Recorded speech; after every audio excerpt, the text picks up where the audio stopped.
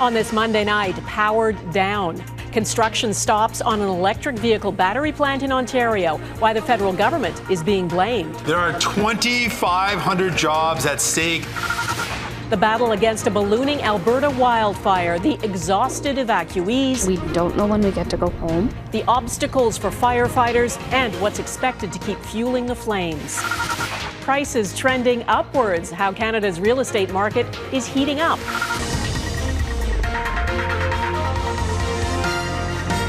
Global National with Donna Friesen. Good evening and thanks for joining us. One of the world's biggest automakers says it has stopped construction of a multi-billion-dollar electric vehicle battery plant in Ontario. Dutch company Stellantis claims the government has not delivered on what was agreed to last year when it signed a deal with the federal and Ontario governments. Since then, Volkswagen was given $13 billion in subsidies to build a battery plant in Canada, and it seems now there is a battle over subsidies underway. Touria Izri has our top story tonight. An electric vehicle battery plant could be dead before it's even built.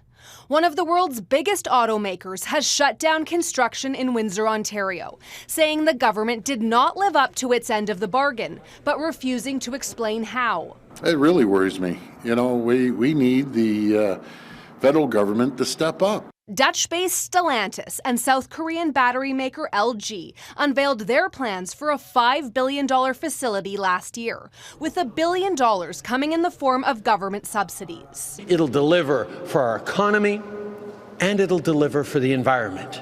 At the time, the Stellantis project was billed as the largest automotive investment in Canadian history. That was before the Volkswagen deal. Prime Minister Justin Trudeau and Ontario Premier Doug Ford announced $13 billion in public money for the German company to build an EV battery plant in St. Thomas, Ontario. Less than a month later, Stellantis threatened to scrap its project and the 2,500 jobs that come with it. The opposition accuses the Liberals of bungling negotiations. Well, the Prime Minister was up huffing and puffing last week. Now we find 6 days later that construction on the $5 billion facility has halted because of his incompetence. The Liberals are trying to compete with massive government spending in the U.S. on green technology as part of the Inflation Reduction Act. But Deputy Prime Minister Chrystia Freeland says resources are not infinite. We are counting on Ontario to do its fair share, and we're counting on Stellantis to be reasonable. Automotive industry experts believe Stellantis may be posturing to get the feds to match the massive subsidies given to Volkswagen. Well, it's not the first time Stellantis has done something like that. Negotiations with Stellantis are ongoing. But if the automaker decides to pull out, it could complicate Canada's plans to become a major EV player. Donna? Touria Izri in Ottawa, thanks. Now to the growing wildfires threatening communities across parts of Western Canada tonight. Dozens are burning out of control. This dramatic footage is a massive fire just 5 kilometers from the town of Fox Creek in northern Alberta. Firefighters are working around the clock to try to stop it from reaching homes in that community. There are evacuation orders in place for communities in BC, Alberta, Saskatchewan, and the Northwest Territories. Emergency crews are battling dozens of fires, many of them still out of control in BC, Alberta, and Saskatchewan. And the high temperatures and smoke have prompted Environment Canada to issue heat alerts and special air quality statements, stretching from the West Coast all the way to Ontario. Global's Marney Blunt is in Fox Creek, Alberta tonight. Marney. Donna, the race to fight the flames here in Fox Creek has taken on a new level of urgency, with the wildfire now growing to more than 33,000 hectares in size, a giant sitting on the community's doorstep. A battle against the blaze from the sky and on the ground. This video, not shot by Global News, shows how aggressive the firefight is in the thick of it just west of Fox Creek, Alberta. Alberta wildfire crews working around the clock to save the town with intense heat and flames, now facing crews about 5 kilometers northeast of the community. Heavy smoke is also restricting where air crews can fly. Tensions running high, with tinder-dry conditions, unseasonably warm temperatures, and the winds now set to shift. We have been told that tonight, tomorrow, the winds are going to shift. So if that happens, then things might not be so favorable for our community. Fox Creek employees who stayed behind to staff the Emergency Operations Center may also be forced to leave on a moment's notice. Over 1,800 residents forced to flee, many staying in hotels in the nearby community of Whitecourt. Coming to the evacuee center each day to find support and community. A lot of the families are exhausted, also very concerned still.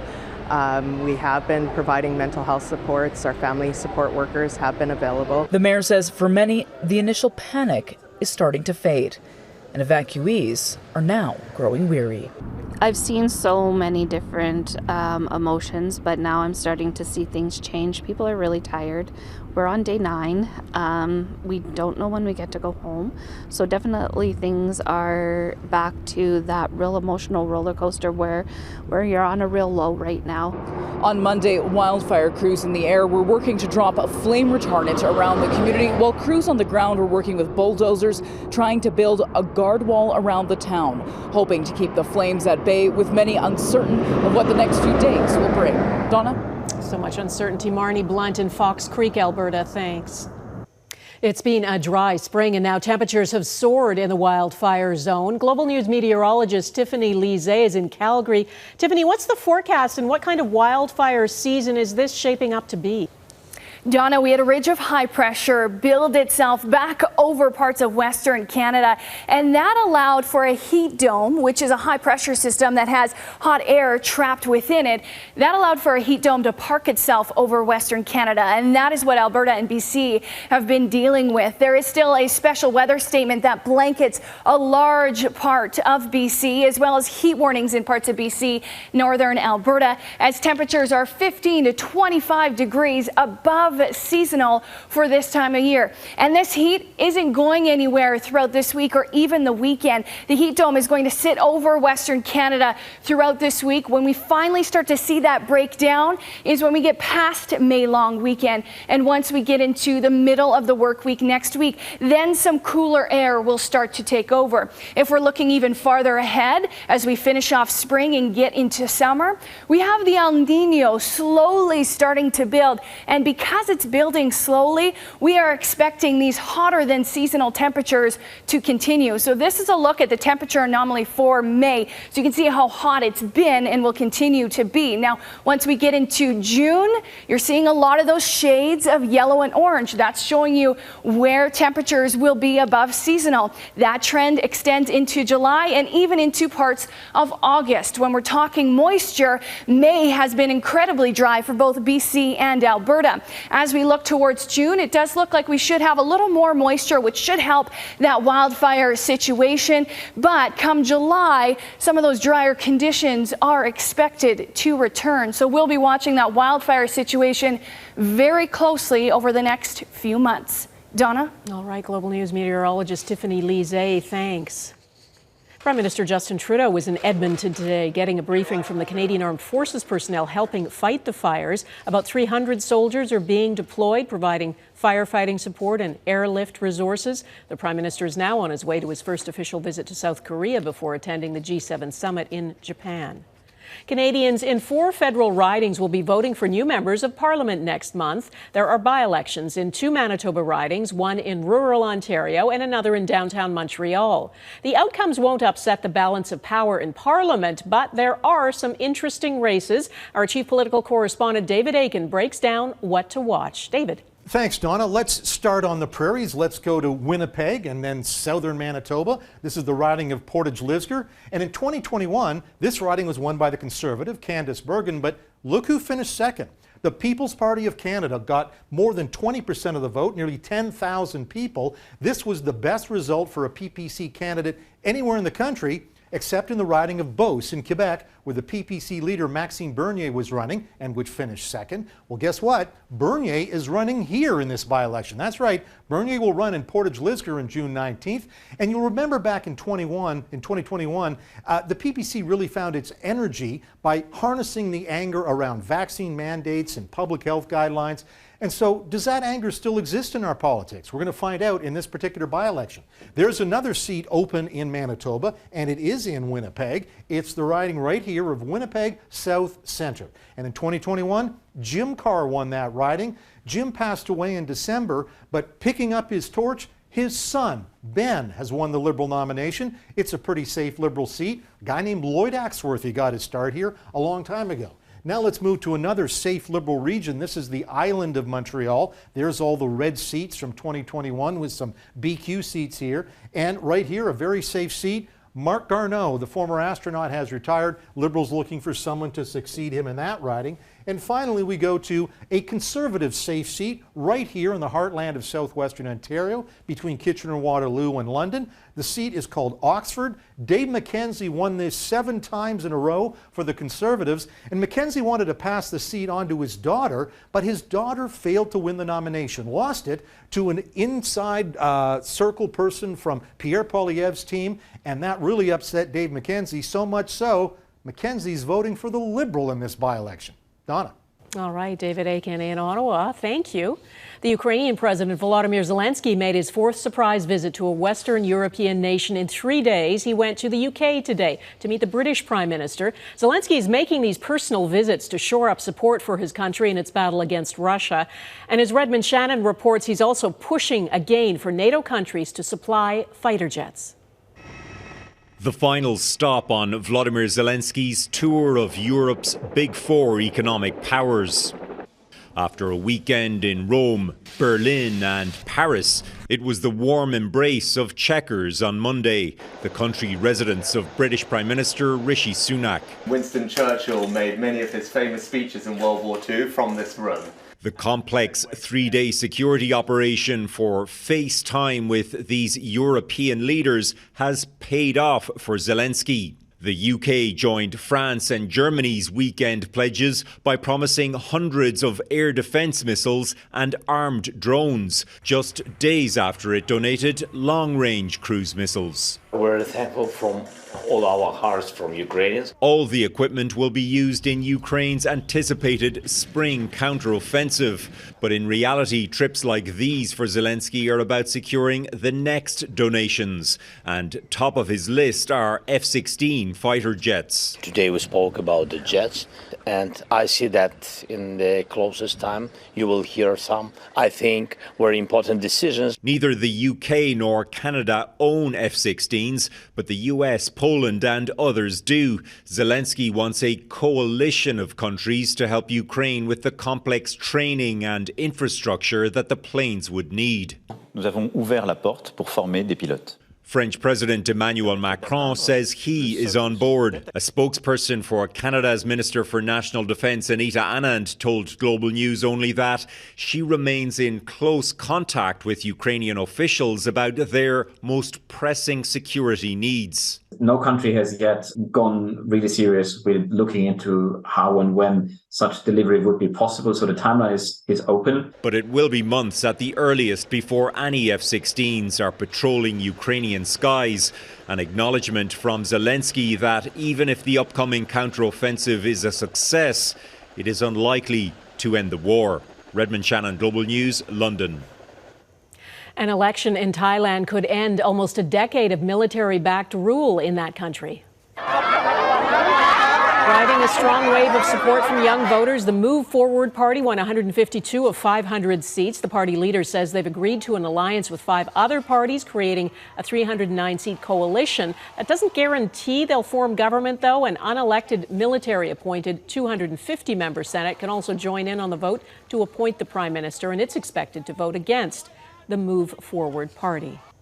There is more evidence tonight. The benefits of hormone replacement therapy outweigh the risks for many women with symptoms of menopause. New Canadian research suggests it should be offered to more women in their 40s and 50s. The paper published in the Canadian Medical Association Journal shows hormone replacement therapy can treat debilitating symptoms such as hot flashes, disrupted sleep, and mood disturbances. Some doctors have been hesitant to prescribe it since a flawed study in the 1990s linked hormone replacement therapy with higher risks of breast cancer and stroke. Experts now say those risks were overstated and were mostly associated with women 60 and older. The weather is warming up, and so is the housing market. Coming up, how much the average Canadian home is now going for.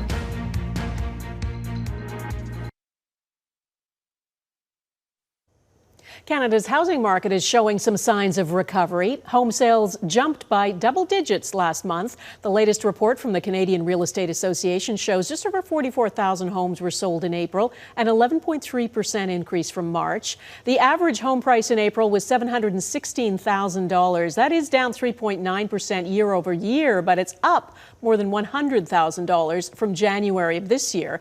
The uptick follows a pause on interest rate hikes by the Bank of Canada. Vice Media has filed for bankruptcy protection as it struggles with a changing landscape for digital media. The company behind the online content outlets Vice and Motherboard says it's agreed to sell its assets to a consortium of lenders in exchange for about $225 million US in credit. The sale is expected to complete in the next 2 to 3 months. Until then, content will still be produced and the company will continue to pay employees. Last month, a restructuring plan saw the cancellation of its flagship program, Vice News Tonight, and dozens of layoffs. People and processing ahead, the new strains on America's immigration system.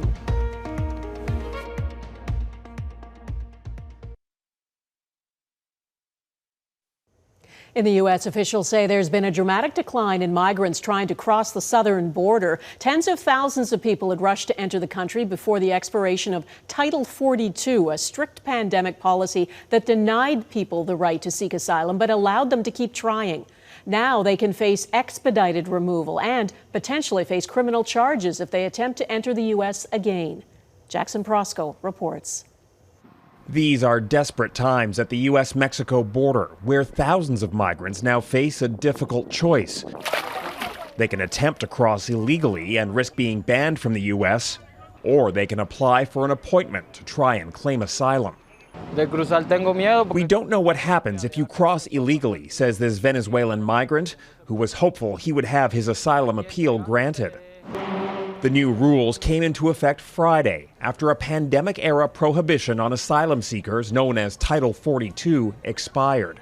Now you have to have either have applied for and received a denial of protection in one of the transit countries that you came through, or you have to have an appointment. So far, it seems to have worked. The United States Border Patrol has seen an approximately 50% drop in the number of people encountered at our southern border.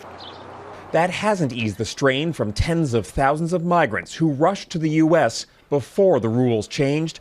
Near the border, processing centers are overcrowded, while many migrants were bused to cities far away where shelters are overwhelmed. Many of these migrants have been dumped in our neighborhoods without a plan in place to monitor and house them long term. The U.S. says that under the new policy, several thousand migrants have since been returned to Mexico. There's still no long-term plan for reforming the U.S. immigration system. I think this is not a Democratic or Republican problem. It's an American problem. And things should have been done a long time ago.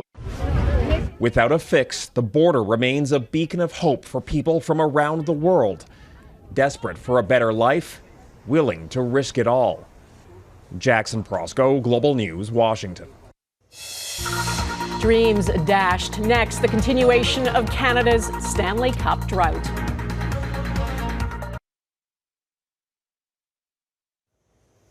Well, it's hard to find a bright side today. If you were hoping for a Canadian team to make it to the Stanley Cup finals, the elimination of the Edmonton Oilers and the Toronto Maple Leafs over the weekend means it's now been 30 years without a cup. Tonight, Eric Sorensen takes a shot at why our teams can't quite make it. You could feel it coming, and the crowd went quiet, and soon the last Canadian team standing was down and out. It's like an annual rite of spring, disappointment in Canadian NHL cities. Connor McDavid, a man of few words at the best of times. What about just the opportunity lost here? Certainly, yeah. You said it. And every year imagining what might have been. There's moments we want to have back and we're going to have to learn from to use this as the growth opportunity that it presents. But it seems we're always learning, not winning. Really unfortunate. Like, we had a pretty good season, so it just kind of sucks. Futility. Annually. No Canadian team has won the Stanley Cup since Montreal's win in 1993. Before that, it was Edmonton in 1990. A year earlier, Calgary's only cup. Toronto has the longest drought in NHL history. And of course, Vancouver, Winnipeg, and Ottawa have never won. So in the last 30 years, 0 Stanley Cups for Canadian cities. And just to compare, in the previous 50 years, Canadian teams won 35 Stanley Cups. And now, for Canadian fans, it feels like we're on the outside looking in. There are many factors, so many more American teams in the NHL nowadays. Warm weather and low taxes in some U.S. markets. But in the salary cap era, there's little financial excuse for not winning at least once in a while. It's got to really come down to the quality of management. That's really the bottom line, I think. The Toronto Maple Leafs are almost the definition of Stanley Cup failure. Haven't been even to the finals in 56 years. Well, on a day like today, it's really tough to feel or sense any sort of progress, but I do feel we've made progress as a group. And one reason not to panic, the biggest American star says he wants to stay and win in Toronto. I think I've, reciprocated that before, how much I enjoy playing here and what it means to me. Remember, every Stanley Cup winner relies heavily on Canadian talent. There are 5 Manitobans alone on the Vegas Golden Knights who are still alive. But that is cold comfort for millions of Canadians who are tired of being shut out in the Stanley Cup playoffs every year. Eric Sorensen, Global News, Toronto. And that is Global National for this Monday. I'm Donna Friesen. Tonight's Your Canada is Bark Lake near the township of Madawaska Valley, Ontario. We'd love to see your Canada. Please email it to viewers@globalnational.com. Thanks for watching. Hope to see you here again tomorrow. Bye-bye.